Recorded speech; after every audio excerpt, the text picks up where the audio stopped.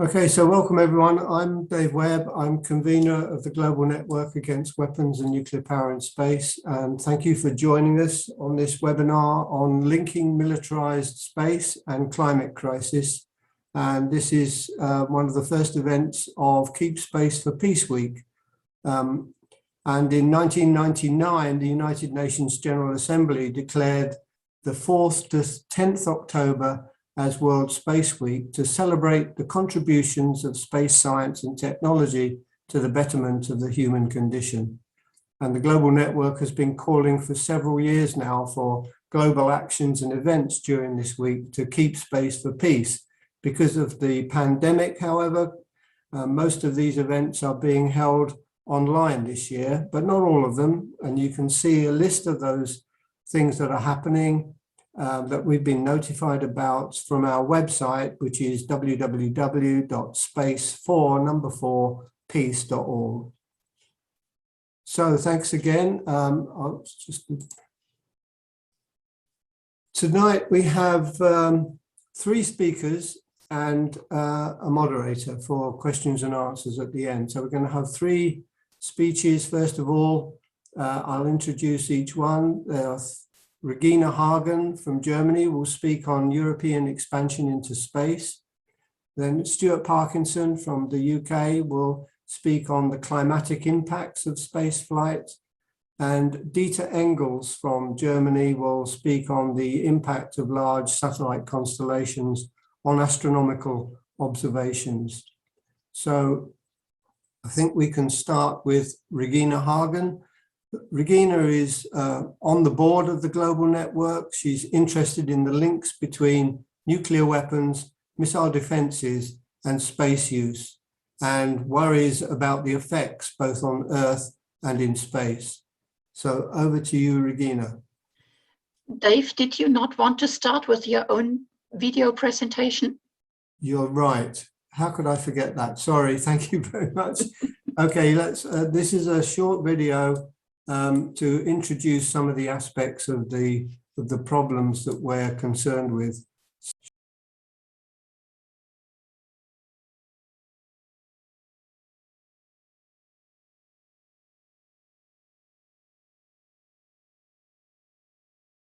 Since humans first looked up at the night sky in wonder, space has been a mystery and an inspiration. Seeking to connect with the heavens, star patterns were identified to reflect myths and legends. Some of the stars were seen to move slowly over the background and were called wanderers or planets. From observing, cataloguing and measuring the stars and closely examining the light from them, amazing discoveries have been made and theories developed about how stars shine, how they are born, and how they may eventually die. And the human connection with them was finally uncovered. The elements from which the Earth and all life are formed are actually made in the stars and spread out when the star explodes at its life end. To get closer and uncover more wonders, space probes were launched to explore the solar system. And now satellite systems have been developed to help study the Earth's environment and help understand the weather and climate change, and to monitor such things as the effects of pollution and agricultural patterns. Other systems are helping with communications and a whole range of human activities. The importance of outer space to all humankind was recognized very early on in the development of space travel, and was the reason that the Outer Space Treaty on principles governing the activities of states in the exploration and use of outer space, including the moon and other celestial bodies, was developed, agreed and signed at the United Nations in 1967. The treaty recognizes outer space as a global commons, and it states that the exploration and use of outer space shall be carried out for the benefit and in the interests of all countries, and shall be the province of all humankind.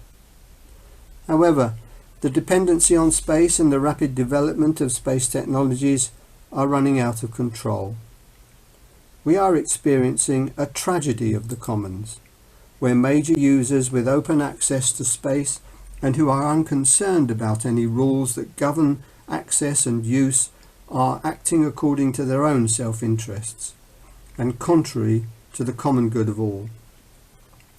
While some seek to explore and explain, others look to exploit and dominate. Billionaires and their corporations are seeking to exploit space, while the military wants to dominate and control the ultimate military high ground. The launching of rockets is also producing environmental problems, polluting the ground with fuel and exhaust fumes. The increased activity in space is creating huge amounts of debris that could even eventually prevent spacecraft from leaving the Earth altogether. The passage of rockets through the atmosphere could also be affecting the ozone layer, and the huge increase in rocket launches is setting up big problems for the future. Space corporations also plan to establish networks of thousands of satellites to provide superfast 5G networks for global broadband coverage that will also have military applications for communications and will increase surveillance and targeting capabilities. The number of satellites in orbit is set to grow rapidly and will hamper astronomers and dramatically change the night sky. In addition, accidents do happen, and when they do at launch, then a considerable amount of environmental destruction and contamination follows. The increase in satellite launches is accompanied by also an increase in places to launch from. New spaceports are being established around the world, and their construction is often opposed by local residents, concerned about the effects on their environment and the destruction of local ecologies. Nuclear power in space is also being promoted once again, but nuclear generators for planetary bases or for rocket propulsion create environmental problems, from the mining of the uranium to deployment on spacecraft or celestial bodies. And what if there was an accident at launch that could spread deadly nuclear materials far and wide? Interest in the development of nukes in space is perhaps more to do with being able to power space weapons. Establishing bases or even landing on celestial bodies can also bring contamination by dangerous substances or bacteria, just as Europeans brought sickness to the New World. And now the moons and planets of our solar system are on the verge of being exploited by mining corporations. In 2015, President Obama signed the so-called Space Law, approved by the US Congress, to allow US companies to exploit space mining and the appropriation of asteroids and other space resources. Mining activities in space would produce waste deposits on celestial bodies or aggravate environmental problems on Earth and perpetuate the wasteful use of resources. So, what we do in space, and whether we exploit or explore, relies on a few people making the right choices, and it's up to us to ensure that they do. Join us and the many others around the world who are doing what they can to keep space for peace.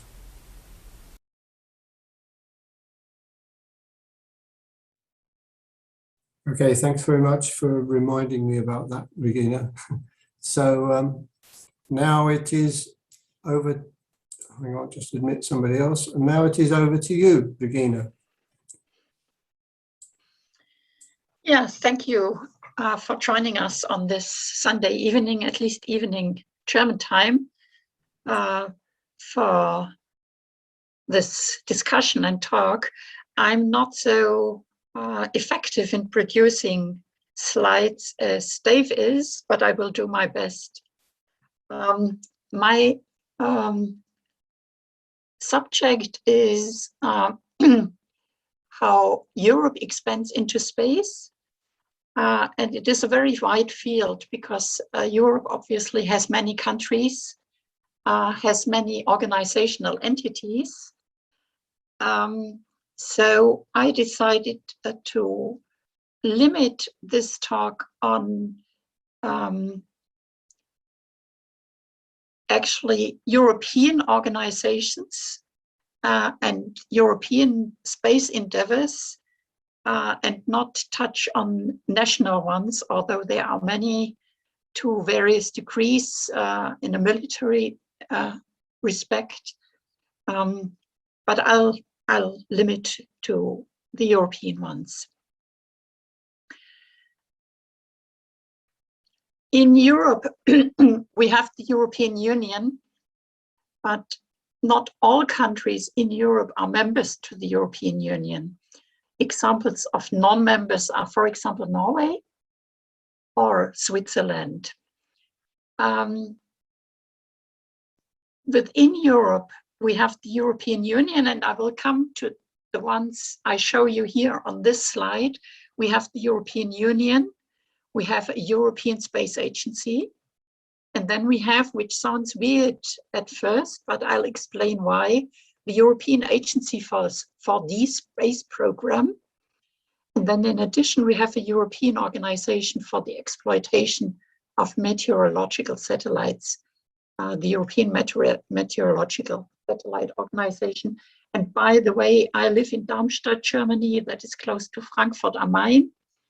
And the operations center of the European Space Agency, as well as the whole of the Meteorological European Satellite Organization, are actually located in Darmstadt.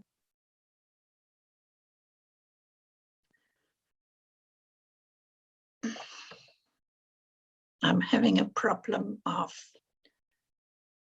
getting this slideshow to move. No. So I'll start with the European Space Agency, which used to be the only space agency we had in Europe. It's several decades old. It was established in 1975 and explicitly is not an agency of the European Union. You will hear later why I stress this fact. Some members of the European Space Agency are not members to the European Union. Like Britain, they exited from the European Union earlier this year, but also Norway or Switzerland.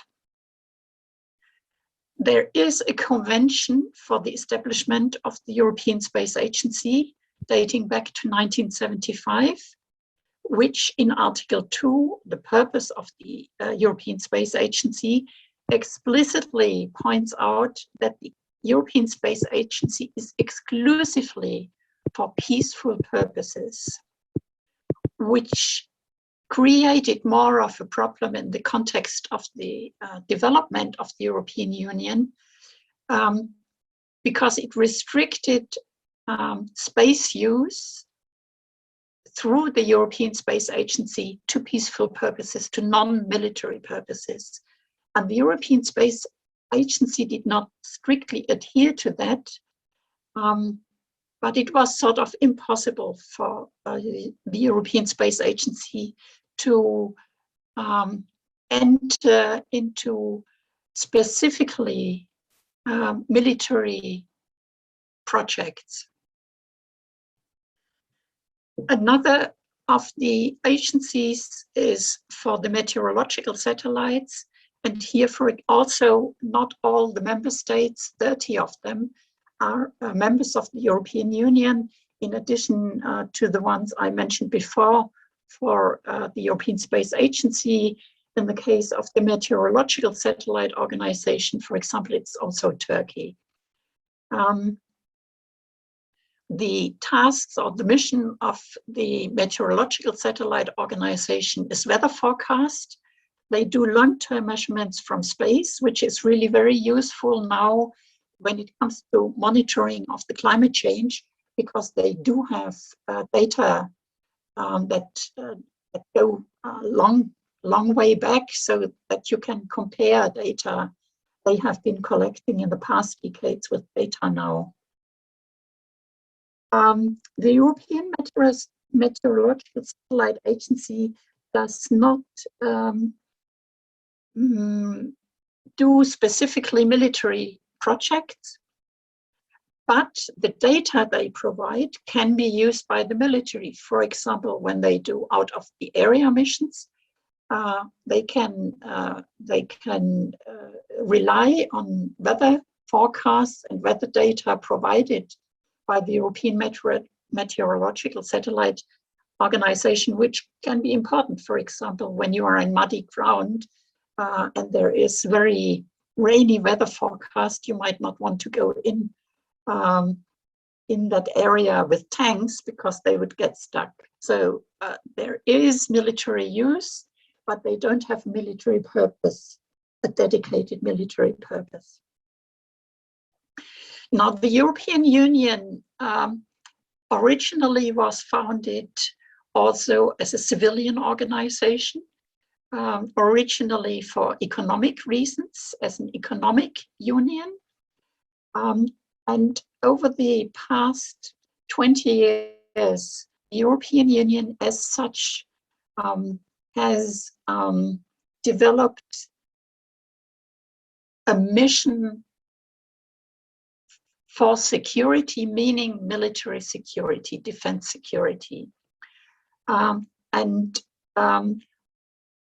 In its space strategy, released in 2016, the European Council, which is one of the bodies of the European Union, specifically recognizes that space technology and derived services contribute to providing solutions to security challenges and acknowledges the need for stronger synergies to be pursued between the civilian and military use of space assets.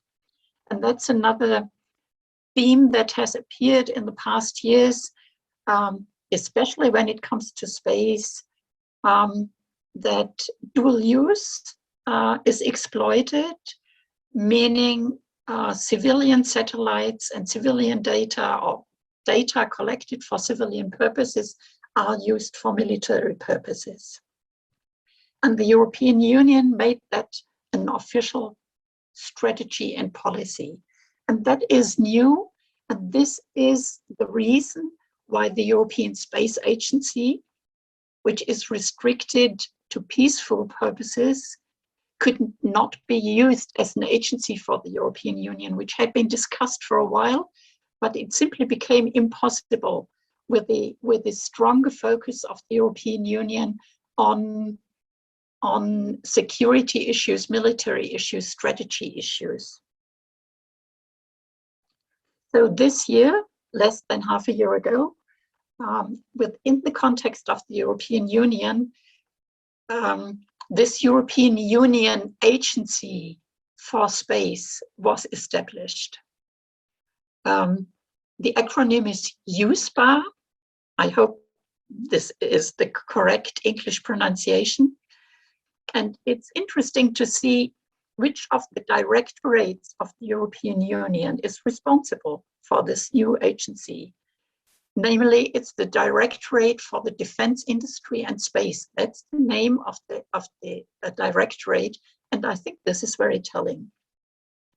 There is a European Union regulation which establishes this new agency, which points out in its second paragraph the possibilities that space offers for the security of the Union and its member states should be exploited, as referred to in particular in the global strategy for the European Union's foreign and security policy. So here we see again that this new agency for the space program of the European Union has a very strong mission and focus on military purposes.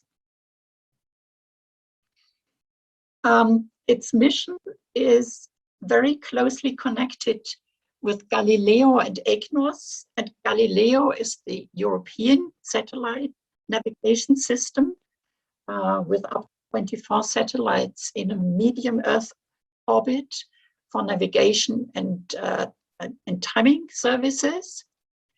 EGNOS is an overlay using general navigation system, but also Copernicus plays a very important role, which is an Earth observation system and originally was also meant to be for civilian purposes and now has its own security dimension. Another system that has been developed or is being developed under the roof of the European Union, for which this new space agency is responsible, is GovSatcom, which is the governmental satellite communication system, which is also a new development. But then in the past, the European Union as such was not involved in military missions. If they want to be independent for doing their own military operations, they of course need their own independent satellite communication system, and governmental means that it's very secure and that not everyone can use it.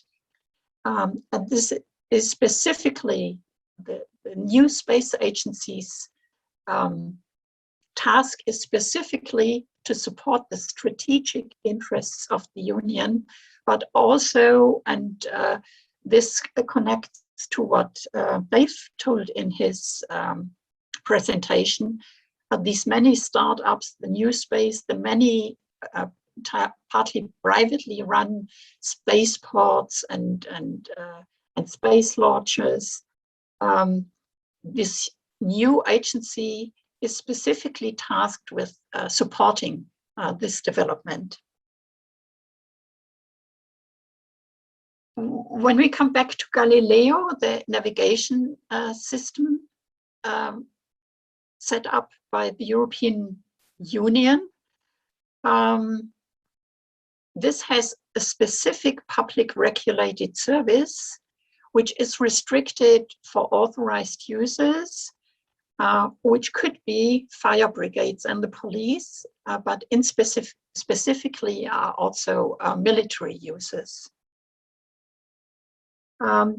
With Copernicus, which originally was planned as a civilian service, we also see that there is something called the Copernicus service in support to European Union external action, and external action is not limited to foreign policy, but also to external military activities.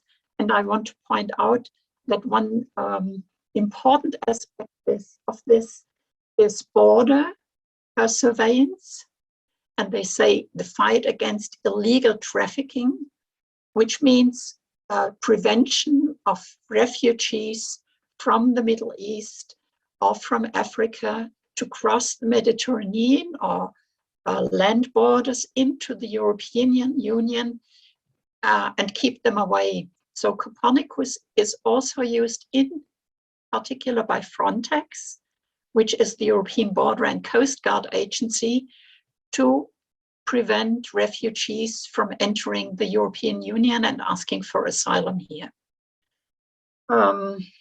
which is the task of Frontex, but was never meant to be the task of Copernicus in the beginning. To complete the picture of the European Union, it also has a satellite center, which has existed quite a long time and originally was established as the satellite center for the Western European Union, which was sort of a military arm, which no longer exists because the European Union as such now has its common foreign and security policy. They are located in Madrid in Spain. I think I'll stop here.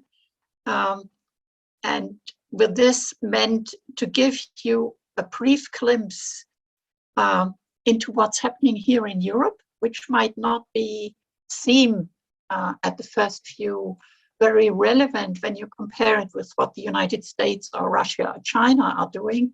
But I think it shows that everywhere the militarization of all aspects of life, including space use, are increasing. And it seems like we are fighting against a real giant when we want to keep and preserve space for peaceful purposes. Thank you. Thank you very much, Regina. There'll be time for questions at the end when all three speakers have spoken. So next speaker is Stuart Parkinson, who will speak on the climatic impacts of spaceflight. Dr. Stuart Parkinson is Executive Director of Scientists for Global Responsibility, a UK-based membership organisation promoting science and technology that contributes to peace and social justice and environmental sustainability. He holds a PhD in climate physics, is a former expert reviewer for the Intergovernmental Panel on Climate Change, and has a long-standing interest in outer space. So thanks very much for coming, Stuart. It's over to you now. Thank you very much. Thanks, Dave, and thanks to the Global Network for inviting me to speak. I've got a few slides too, so I will just put these up. Start my slideshow. Hopefully will work soon. There we go. Right, okay, yes, as Dave said, I'm going to talk about the climatic impacts of spaceflight. So I'll start with a few basics, but I think they've been covered adequately already by Dave's video. And just reflecting on the main aims of spaceflight, both robotic missions and human missions, and in particular asking the question, what is essential? What do we really need when we're thinking about the climate emergency? So yes, we've got things like telecommunications, very useful, monitoring of Earth's environment, military purposes, much more controversial. And those are mainly provided by robotic space missions. When it comes to human space missions, the aims are a bit more esoteric, a bit less well-defined. Broadly based research, space exploration, public relations for science, tourism. The benefits of those are much more questionable. So when considering climate issues, we need to think about what is essential, particularly because spaceflight is very energy intensive per launch. You know, we know that rockets use a lot of energy, especially if they have heavy payloads, and that includes humans, and particularly they're carrying out long distance missions, so going to other planets, for example. The carbon emissions per ton of rocket fuel is generally high. It's higher than petrol that people put in their cars, for example, and some rocket fuels are very high. So, for example, liquid hydrogen, it has 6 times the carbon emissions per ton than petrol and gasoline, and that's largely because you have to keep it at you produce it and keep it at a very low temperature. Liquid hydrogen exists below 250 degrees centigrade, so it's a lot of energy to keep that temperature, to maintain that temperature. You've also got additional heating effects that contribute to climate change when you have emissions in the stratosphere. So particularly things like water vapor, which is emitted when you burn fuel, and black carbon, certain types of fuel release black carbon, which has a warming effect as well.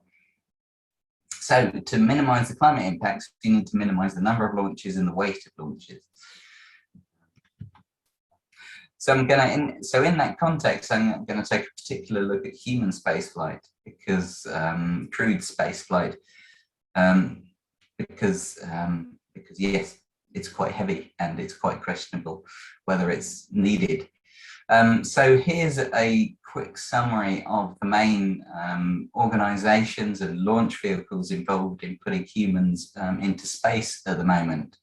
And with a summary of the propellants they use. So some, like the Russian Soyuz spacecraft, are using refined kerosene, liquid oxygen, and you've got Elon Musk's SpaceX using a similar fuel combination.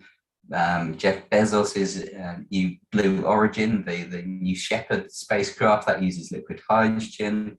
And then you've got some more exotic fuels used by Virgin Galactic and the Chinese Space Agency.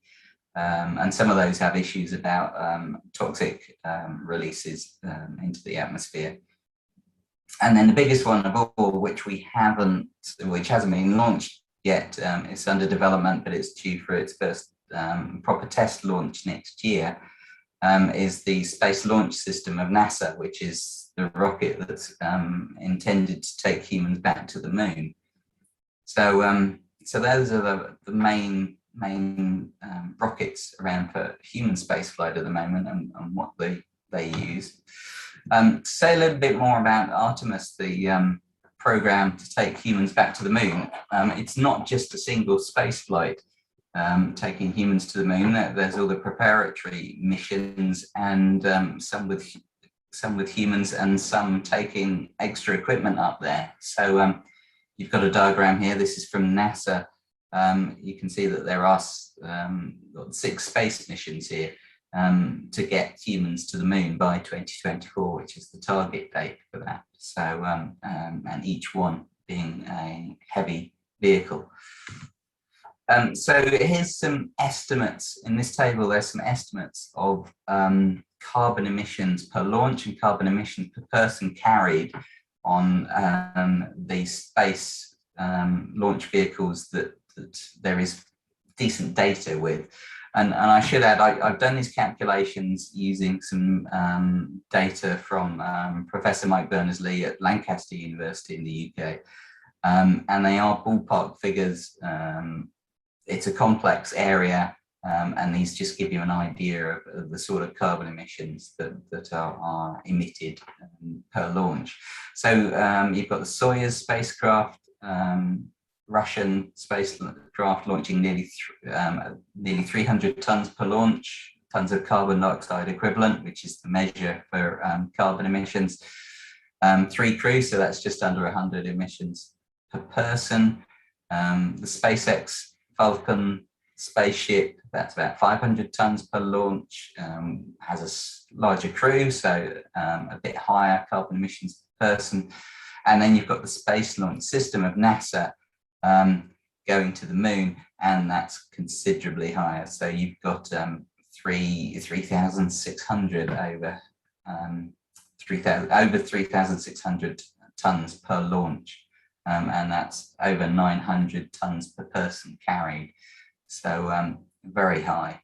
And then yes, we don't have data on some of the others enough to give you an estimate. We do know that the New Shepard, Jeff Bezos's spacecraft, is probably higher than SpaceX, whereas Virgin Galactic is probably significantly lower because it doesn't fly as high, doesn't actually get into outer space as internationally defined, which is a subject of debate with various people in the space tourism industry. So military spaceflight, well, the emissions per launch are often similar. So, for example, Soyuz 2, that's a launch vehicle that will launch humans into space, or launches humans into space, but it also launches military payloads into space. So you're looking at a similar payload. And then with the advent, particularly of the US Space Force, which was announced in 2019 by our friend Donald Trump, you've got the number of military flights set to increase, and various other nations are also interested in space flight as well. And you heard from Regina about the EU's growing interest in this area as well. The UK incidentally published its national space strategy this week, and military missions are very much considered part of that. And it's all justified by the apparent need to defend civilian activities. But the potential for the possibility of weaponization in space is very real. And if countries were serious about stopping that, then they could agree a treaty, and there is a draft treaty in existence, the Paris Treaty, the prevention of an arms race in outer space, proposed by a number of countries, including Russia, but the US is opposed to that treaty, and so it has not been agreed yet. Excuse me. So comparing space flights to what normal people do on the ground, well, as the data I showed you, one space tourist flight for one person is about 100 tons of carbon dioxide equivalent. The annual carbon footprint of a UK citizen is about 10 tons. So you've got a space tourism flight being 10 times or worth 10 humans, 10 UK humans for a year. If we look at what's necessary to keep within emissions targets, we need to be thinking about 2.5 tons per person per year. And that's the target we need to get to by 2030. So you can see the one space tourism flight is at least 40 people's worth. So it begins, it just makes a mockery of attempting to try and get people to a low carbon lifestyle. And so how do we convince people to change their lifestyles, to stop flying or reduce their flying and minimize car use and cut their meat consumption? How do we do this when billionaires are traveling into space? And it's another example, space tourism is another example of the huge global inequality of carbon emissions. And this graph here is taken from a report by Oxfam, which mapped the distribution of carbon emissions by wealth, by income. So the richest 10% in the world emit nearly half the world's carbon emissions, whereas the poorest 50% emit 10% of the world's carbon emissions. So you see huge inequality. And this graph actually has become known as the champagne glass graph because of its shape. And it shows you that we really need to tackle, if we're going to tackle climate change, we really need to tackle the carbon emissions of the richest 10% of the world, and maybe 20%. So yeah, so we have a climate emergency. I'm sure this hasn't escaped your attention. The UN Secretary General said in a statement recently, this is Code Red for Humanity, the latest report from the Intergovernmental Panel on Climate Change, which is the UN's advisory body on this issue, published a report that said the global carbon budget for hitting the 1.5 temperature target will be exhausted at current rates in about 10 years' time.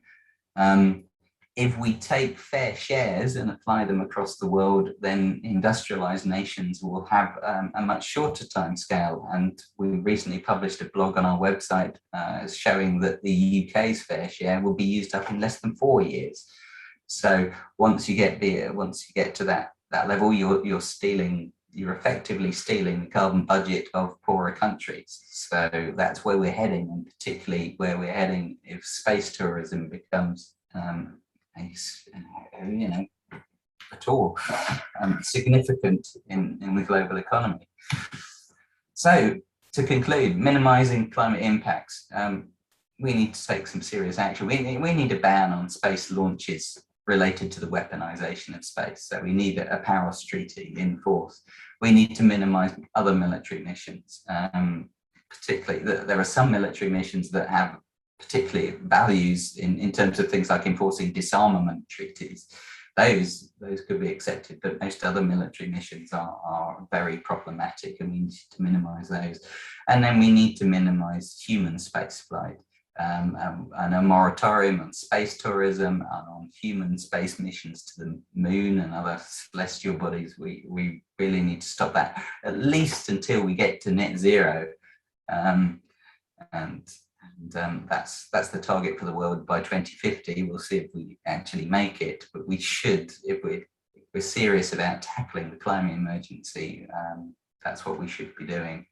And finally, just reducing robotic space missions to the essential program, so Earth observation and telecommunications and those particular areas. Thank you very much. Thank you very much, Stuart. That was really informative. Excellent, thanks. So we'll move on to our final speaker, Dr. Dieter Engels, who's an astrophysicist from the University of Hamburg. His research areas are stellar masers and late stages of stellar evolution. He's a member of the German I'm not sure I can say it in German, but in English, it's German Association of Natural Scientists for Peace and Sustainability. And he's committed to promoting the use of space only for civil purposes. So thanks very much for joining us, Dieter, and over to you now. Yeah, thanks a lot for inviting me to talk here. I'm an astronomer, and I was asked to say a few words about what the new satellite constellations, which are built up for communications and maybe also for remote sensing, will have on the astronomical observations. The picture you are seeing here, let me go into the full presentation, is the trace of the Starlink, the satellites. That is one of the constellations which the company SpaceX is currently building up. And such pictures with this chain of satellites, these are the strikes here in front of the background of stars. This alerted the astronomers, and they started to ask if these trails on the sky would inhibit astronomical observations in the future. The problem imposed by these new satellites is a problem which is also, well, it is not new. Even we're starting with the Sputnik satellite, trails of satellites have been seen on astronomical images, as well as, for example, meteorites make also trails on astronomical images. And so the problem as such is not new. Where it first started was in the radio domain, and not in the optical one where you usually associate astronomy with. What you see here in this graph is the electromagnetic spectrum, starting from a nanometer up to about 1 kilometer. And what you see in the upper panel is the atmospheric opacity. So the atmosphere is mostly opaque to the radiation which comes from space. And there are largely only two windows where we can observe from Earth. That's the optical window, around a bit less than 1 micrometer. And then there's a larger window at wavelengths between about 1 centimeter to 10 meters, where you can observe with radio telescopes radiation which comes from space. In the radio domain, there are, however, a lot of other users, not only from space, but also from ground, which are using these waves and which, in principle, disturb our observations. So what you are seeing here is a map of the frequency allocations from the United States, showing all the services which share the radio astronomical band that starts from meter wavelengths up here in the upper left and goes down to millimeter wavelengths down here in the right corner. You don't see the details. There are so many services sharing the spectrum that are very sophisticated management is needed to satisfy all the needs which these services have. Here in the left corner, I made a cutout around a frequency of around 1600 to 1700 megahertz. This is about 18 centimeter in wavelengths. And you see these yellow portions here in this cutout. These are the bands which are protected for the radio astronomy. at these bands, there's one important molecule, the OH molecule, which can be observed on Earth. And for not to interfere with these observations, these bands cannot be used actively by other services. There are services which can passively use this band, but it's not allowed to active use of these narrow bandwidths. The usual problem we have in radio astronomy is that in the neighboring bands, where the services use their much stronger emitters, the filters are not good enough that a spill over to the protected radio astronomy bands is inhibited. So there's a constant fight to have these windows in frequency or wavelengths clean. An example is, for example, a civilian satellite. It's called CloudSat. It's a NASA satellite, which is using a radar to measure the altitude and the properties of the clouds on our Earth. It's an important measurement which is done and used also for understanding the changes, the climate-induced changes in our atmosphere. The problem for the astronomers is that the downlink of the radar, which is here, is emitting at 94 gigahertz. This is a millimeter wavelength, and it's in former times there were no microwave services in this range, so the astronomers had a clear sky, and our technical civilization is more and more using the higher frequencies, meaning the smaller wavelengths, and so more and more conflicts have arisen with the astronomical community. It goes so far that if the satellite beams downwards to Earth, and at the same moment the antenna of the observatory is aligned to the satellite, this would destroy our receivers. So this was noticed by the astronomers in a very late stage when the satellite was already close to start. And so there had been some negotiations with NASA to avoid damaging the receivers. But at the end, the situation is that it's the responsibilities of the observatories to be sure that there's no satellite with emissions, downlink emissions, which could damage the receivers. So what the astronomers learned from this and other similar events is that they have to participate in the conferences where the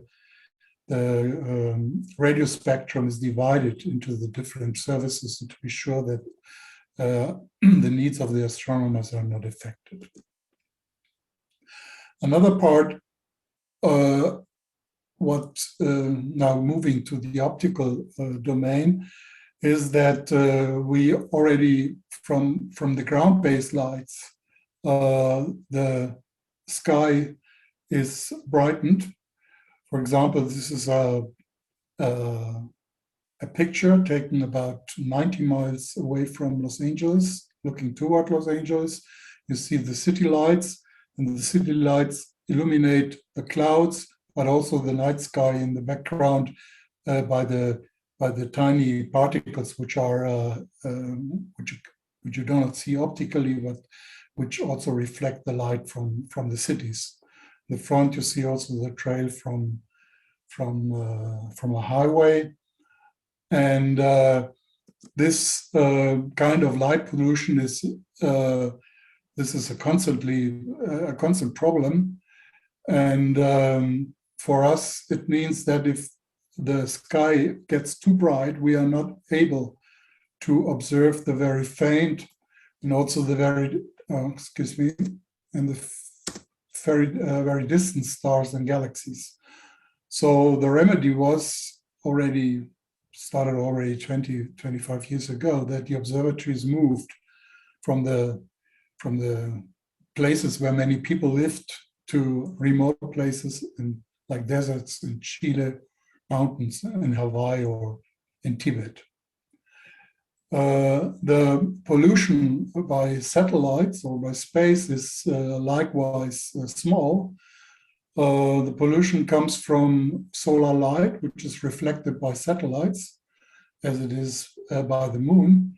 And if the moon is up, it's difficult for us to observe. But also, if there are too many satellites, it will be difficult to continue the observations with the same quality we are used to.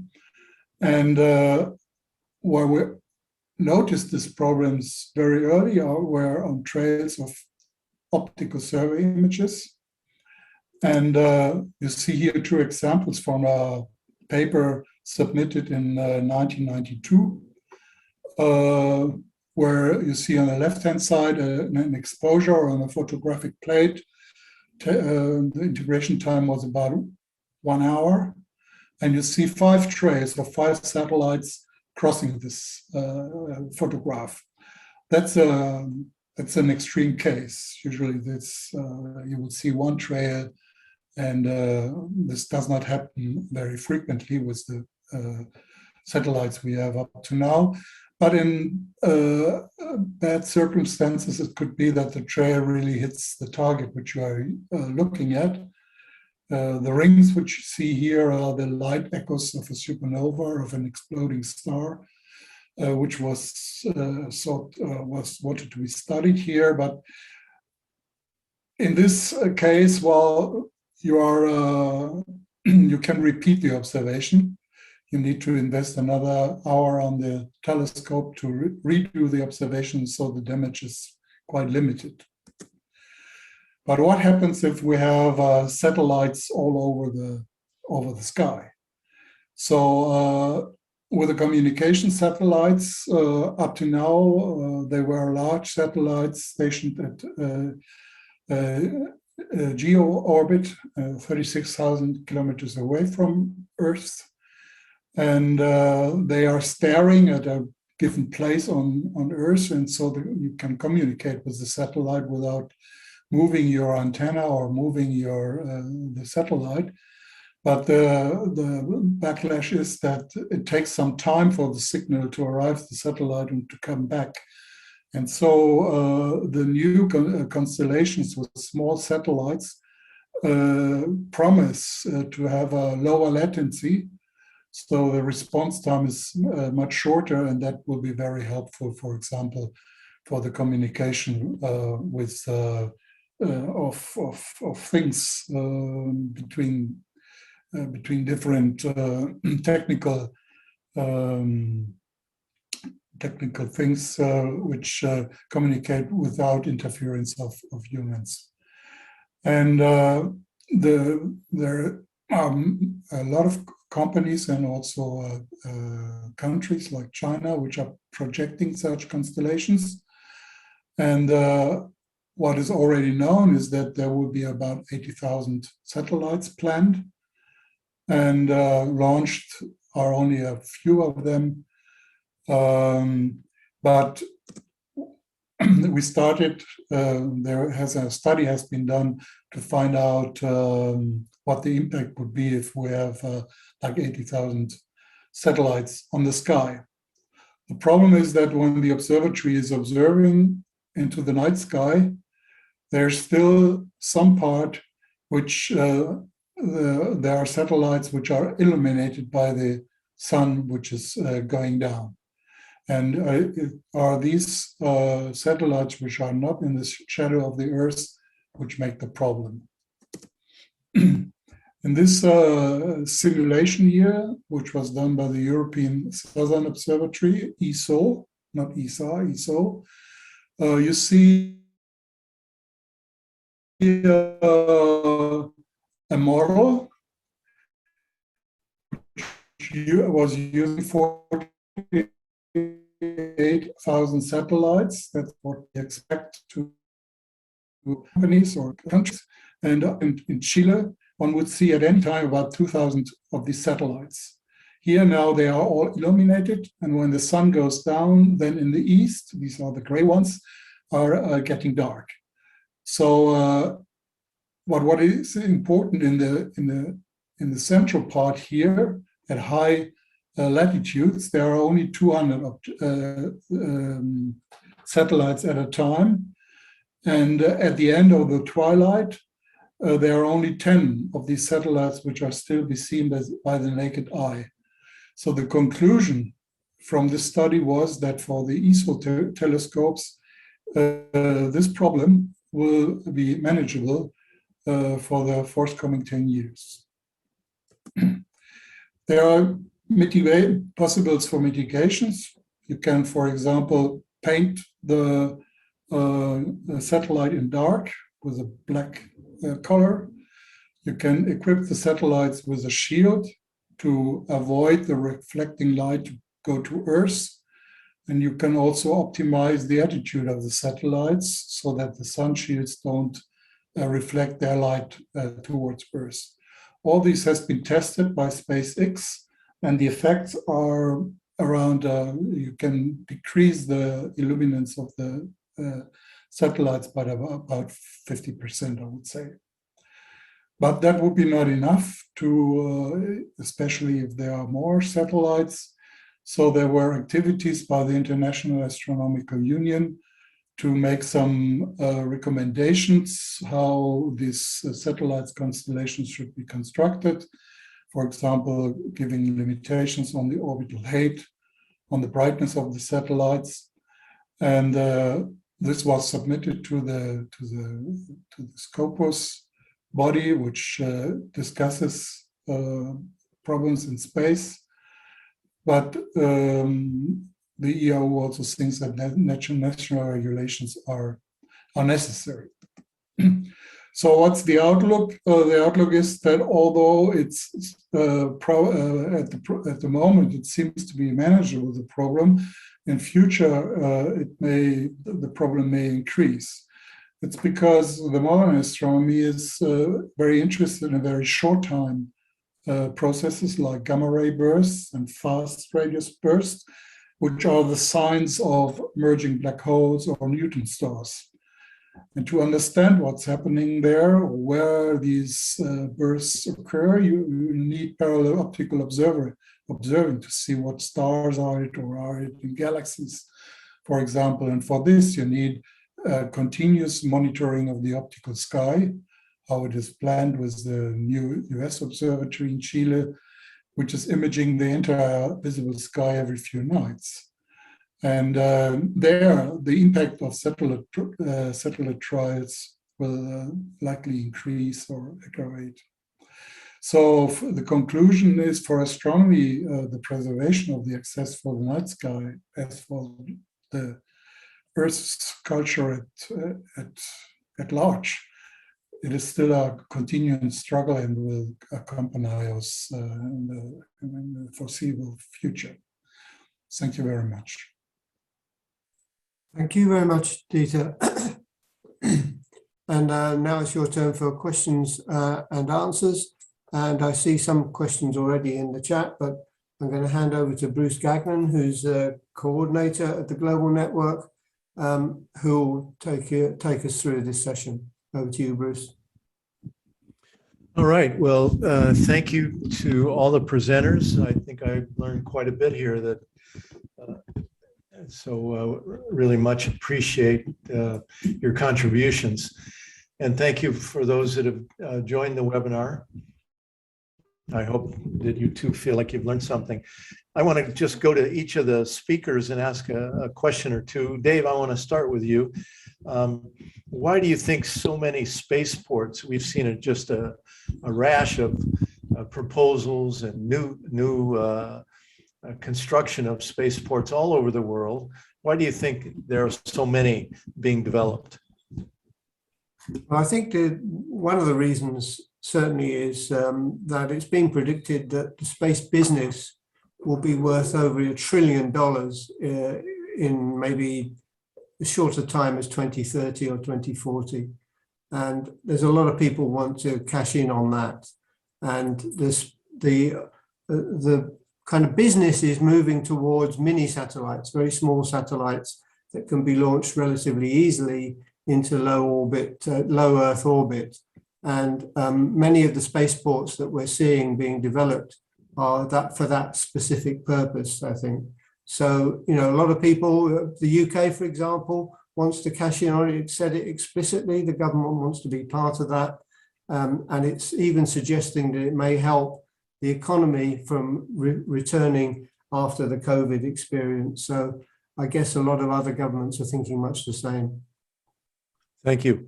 Regina, I have a question for you. Do you think that the public in Europe, throughout Europe, are aware and concerned about this growing militarization of space? And do you see any sign of groups emerging, either new groups or existing groups that are incorporating this concern into their work?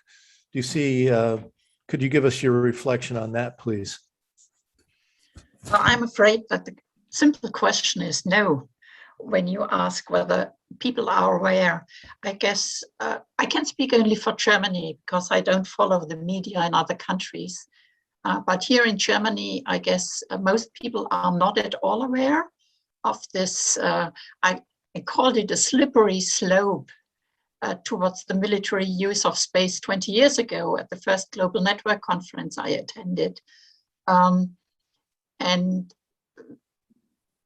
even within the peace movement or the peace groups, I don't think that people really are aware. There are very, very few people working on this in Germany, and most of them come from think tanks, and some of them are very close to governmental thinking.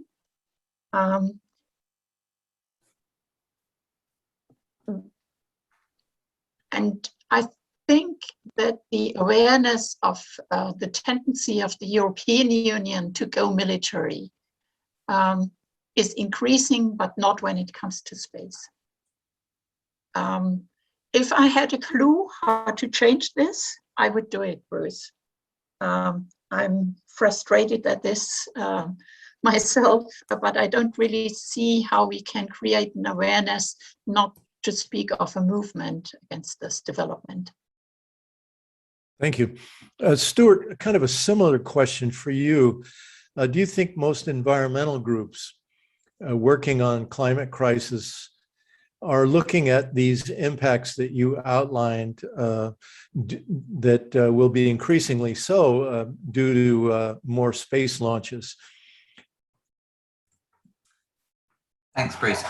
No, I don't. I think they aren't aware of it, the problem, and it's partly due to a simple lack of data, and there's very little research out there. I tried, for my talk, I tried to find some decent data, and in the end, there's one book that I found that referenced it on 2 pages, and a book by a colleague here in Lancaster, and pretty much nowhere else.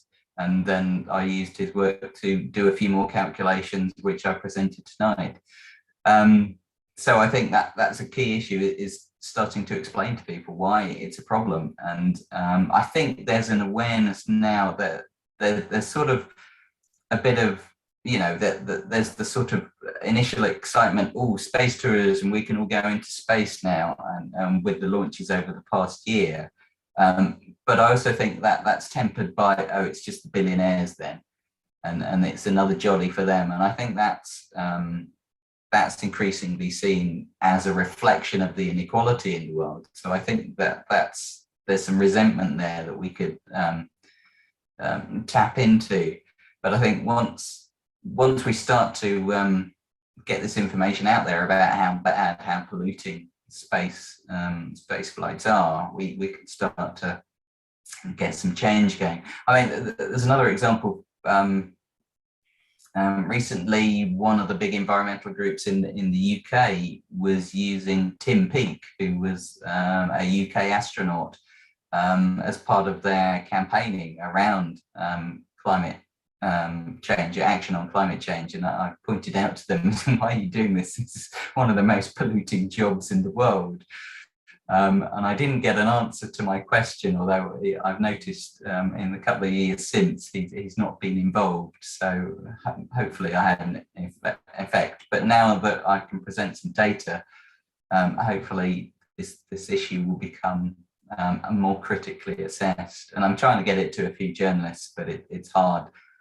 There's a lot of starry-eyed, if forgive the pun, in the attitude of a lot of scientists and a lot of journalists in this area. They just think, oh, space, it's exciting, without seeing what the costs are and the dark side of it, the military side of it, the pollution side of it. And so we need to get that message out much more. Good, thank you very much. Dieter, let me ask you a question, please. Are astronomers around the world currently organizing to stop or to regulate the numbers of space launches? And in addition to that, a second part to this question, are many other disciplines or professions joining astronomers in your concerns? Are you finding solidarity from others with your concerns? The first question is no. Our influence is too small that we are able to influence the decisions of the space companies. The second, so we try to live and to circumvent the problems, or we directly contact the space companies so that they design their constellations in a way that the impact on astronomy is minimized. Your second question was our problems with these satellites is so specialized that there are up to now no other parts of science which raised their voice in any way. I didn't say that they have a concern with that. All right, thanks. Something that needs some work. Yeah, but it's very new, this problem, it started only 2 years ago, so it's not even the public is really aware of that there might become a problem for the astronomy. And the space companies itself, they don't want bad press, so they are very interested to get rid of this problem with the astronomers. So they are very cooperative. Yeah, well, that's good to hear. If I'm pronouncing your name correctly, Shmuel has a question. Anybody can jump in to answer this if you'd like. He wants to know, if I understand it correctly, can the increase of civilian use of space, non-military use, help reduce the negative impacts of climate crisis? Stuart, maybe you or anyone else wants to answer that. Yeah, I mean, this is one of the issues I was trying to get at when I was talking about essential versus non-essential use of space. I think that there's a very valuable role of space in Earth observation satellites and monitoring climate change, monitoring concentrations of greenhouse gases, monitoring land use change, oceans, ocean temperatures, surface temperatures. So that's very valuable, and we need that. We absolutely need that, and that's worth the carbon impacts of the satellite launches.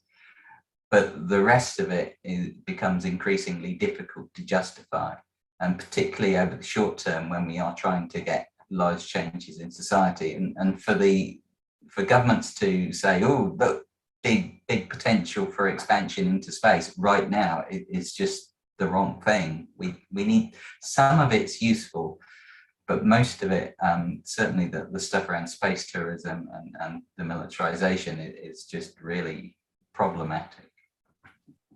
Thank you. Anybody else want to say anything on that question? Go ahead, Regina. Well, I observe that the key players, the key space players, or the key players in spaceflight tend to duplicate and triplicate efforts a lot. So the European Union is doing their own navigational satellite system, while a US, a Russian, and a Chinese system already exist. Navigational systems are very important for military purposes. So I understand the strategic rationale of duplicating these satellites, although I don't agree with that, but I understand the rationale. Whereas when it comes to Earth observation, I do see that, for example, some of the Copernicus satellites are very modern, are very sophisticated, with very advanced technology. But is it really necessary to duplicate satellites the US has already in space, or other spacefaring nations might do? At least when it comes to that, I would urge that there be more cooperation, even more so that a lot of the data are actually free for use by anyone, by scientists, by journalists, by governments, by whoever. So I think there should be more joint space projects when it comes to Earth observation. Go ahead, Dieter. You're muted. I have one question to Stuart. For the flights, there are discussions about creating synthetic fuels to avoid the carbon emissions. Are you aware of any discussions to replace the fuel for the rockets with synthetic fuels? Is that the second question? Is, or a comment to Regina. In astronomy, we have a cooperation between the different space agencies, where the different observatories which we need for X-rays, for example, where you can observe only from space, they are built one after another by the different space agencies. So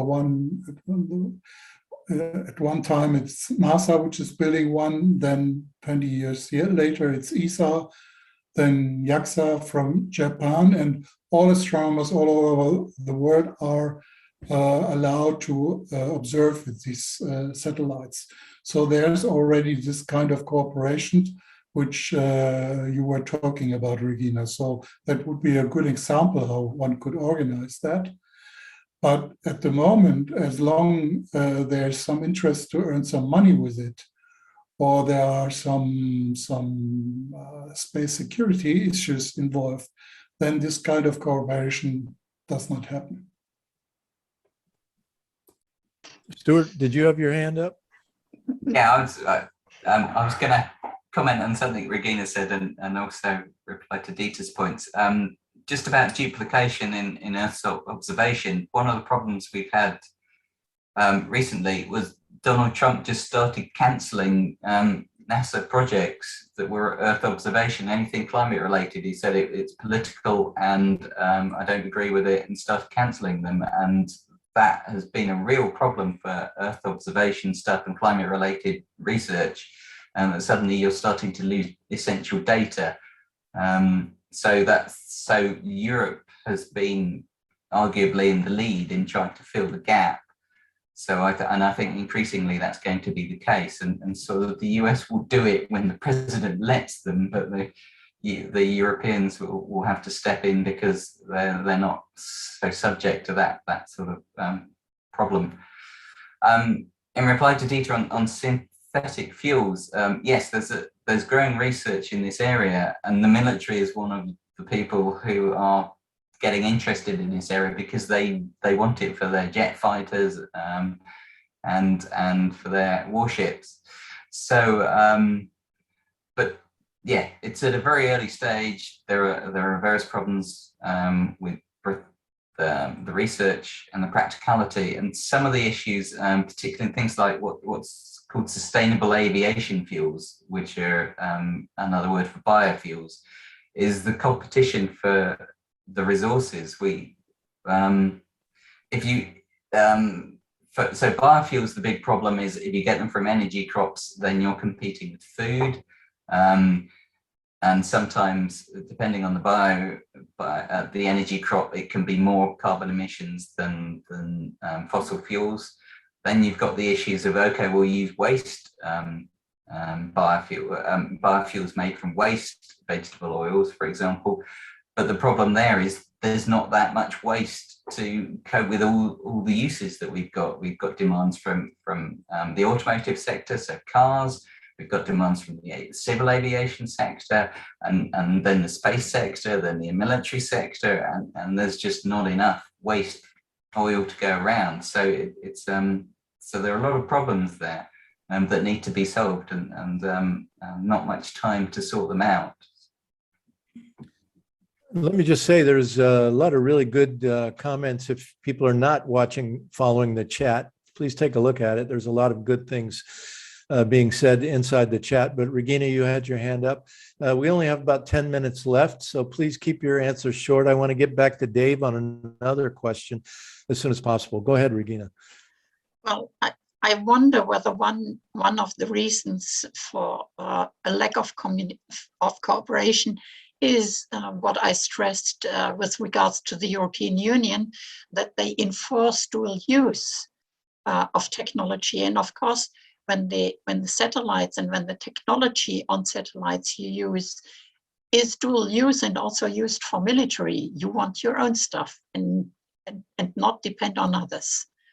So I think this whole, in many technological areas, this whole increase of dual use, using civilian technology for military purposes, is really a bad development. All right, Dave, there's a question about the UN space treaties. Person was asking, are there treaties that ban a lot of these things, particularly militarization? Can you briefly discuss those two treaties? Yeah, there is no treaty that bans the use of space by the military, although there have been attempts to make treaties at the UN. Russia and China in particular put forward a treaty every year for the PAROS, for the prevention of an arms race in outer space, to help to at least perhaps minimize the amount of use of the military and to prevent further escalation. But that's not, I think that's already been said, that's not agreed by the United States. The Outer Space Treaty has a really good, strong spirit, a human spirit, which is really important, but it's being slowly eroded as people are taking less and less notice of it. And especially with the big corporations who now want to go out and mine the planets and mine the asteroids and do all kinds of things, build moon bases, etc. It's all being kind of more or less bypassed. We really need a much stronger outer space treaty with really firm commitments on spacefaring nations to really abide by the notions of the space being free and you being able to be used by everybody. I'd like to ask anybody that wants to answer this question about the growing problem of space debris or space junk. You know, the Kessler syndrome that says that once at a certain point, we're going to have this cascading effect where things start smashing into each other. Isn't this a huge concern for all of us? Because much of what we do on the Earth will go dark if we have this kind of a massive cascading effect with space debris, knocking out satellites. Any comments on that from any of you? Go ahead, Stuart. Yeah, I mean, I don't have much to add, but you're absolutely right. This is a key issue, and yeah, you get some ill-disciplined company, organization, agency putting a satellite in space that explodes and puts debris into orbit and then starts smashing satellites that then explode and smash other satellites. So we could be in a very serious situation if that starts to happen. We need regulation of outer space in so many ways, very, very quickly. Go ahead, Regina, and then Dave. Well, and I also observe that in some countries, they work on the development of technology to capture space debris in space, to send up, I don't know, like big satellite arms that would collect debris, or to vaporize it with lasers and so on. And I again see a high potential of military use of all that technology, like when you come close to other satellites, it's a question of whether you want to be friendly or kick it out of its orbit and so on.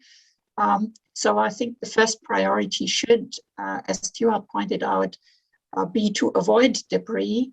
And in debris mitigation, there is an urgent need, again, for cooperation among the various blocs, that China and Russia and the United States and the European Union work together, rather than each doing their own thing, so that the others don't really know what they do, what technology they use, and what their intentions are. Okay, Dave. Yeah, well, I think Regina made the point I was going to make. Just to add also, though, there are collisions happening with between satellites. They have happened already. And the more you put up, the more likely a collision is to occur. Also, people are starting to produce satellites that maneuver in space, whereas previously they've just stayed in one particular orbit. Now they're actually moving them around to perhaps inspect other satellites or do whatever. And that's also, of course, very dangerous, especially if you don't tell other nations what your satellites are doing. So, yeah, there's so much need for cooperation and talking about space that isn't happening at the moment. I'd like to just kind of close with a couple comments. One is that we just learned this morning that a Representative Huffman from California in the United States has introduced legislation that is being sponsored by several other representatives in the House of Representatives to defund the Space Force. That's a good development for us, gives us something to work around, to build around, to educate around. It's not likely to pass. We must remember that it was the Democratic Party that controls the House during Trump that voted in favor, that made it happen, the Space Force. So, but anyway, it's a good development, especially during Keep Space for Peace Week. We see that someone's paying a little bit of attention. It is hard to get the public to focus on space issues. One commenter here in the chat said that the public knows more than we realize, but is cynical or in a way in denial. And I think there's a lot of truth to that.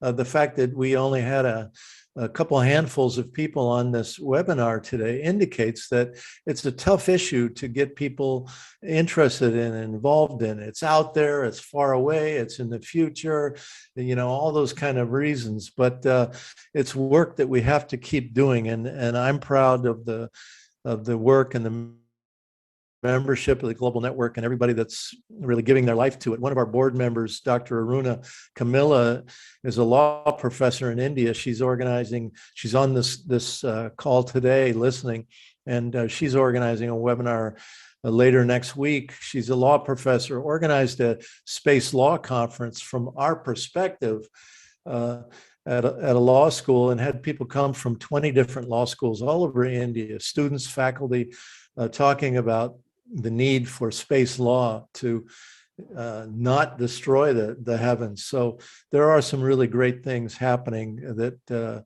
we're very excited about. Dave, you want to make any closing comment before we go?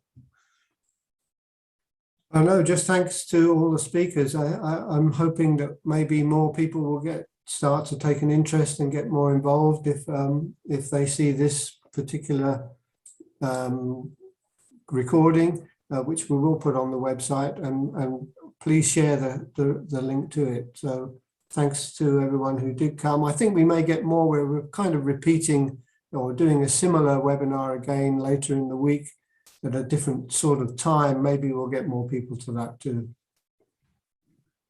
All right. Well, thank you, everybody, very much. We appreciate it. And good luck. And as I like to say, get organized. Bye-bye. Thank you very much. Bye-bye.